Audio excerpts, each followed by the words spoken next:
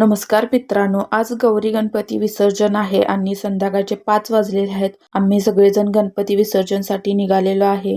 आमच्याकडे गणपती विसर्जनसाठी गावातील सगळी लोक एकाच वेळेला बाहेर पडतात. निम्मी लोक रानवाटेने नदीला गणपती विसर्जन करण्यासाठी नेतात आणि गावातील निम्मी लोक पुलाजवळ नेतात विसर्जन करण्यासाठी. आता आम्ही इथे सर्वजण बाप्पाची आरती करण्यासाठी थांबलेलो आहे. घरी 3 आरत्या करतात आणि आता बाप्पाची ही 4थी आरती आहे.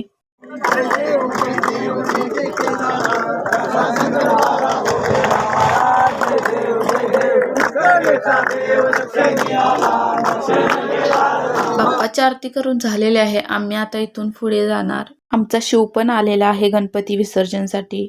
असं गणपती विसर्जनसाठी एकत्र जाण्याची मजा फक्त गावालाच मिळते आणि ही एक पूर्वीपासून चालत आलेली पारंपरिक पद्धत आहे जी अजूनही गावाला जपली जाते. आणि म्हणूनच गौरी गणपतीची मजा किंवा प्रत्येक सणाची मजा गावासारखी कुठेही येत नाही.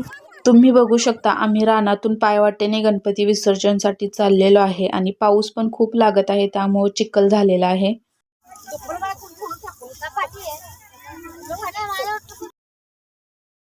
आम्ही नदीजवळ पोचलेलो आहे आणि बाप्पाची आता शेवटची आरतीच म्हणजे 5वी आरती घेणार आणि बाप्पाला विसर्जन करणार. बाप्पाची आरती करून झालेले आहे आणि आमच्याकडे देवाची गौर आधी विसर्जन करतात आणि मग बाकीचे गौरी गणपती विसर्जन करतात.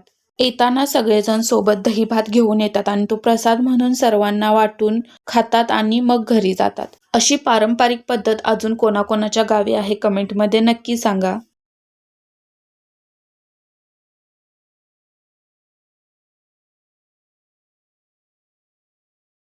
घरी परत जाताना ओढ्यावरचे 5 खडे घेतलेले आहेत आणि आम्ही आता ते आमच्या घरावरती फेकणार आहे. ही सुद्धा एक पारंपरिक पद्धतच आहे. आजचा व्लॉग कसा वाटला कमेंटमध्ये नक्की सांगा. धन्यवाद.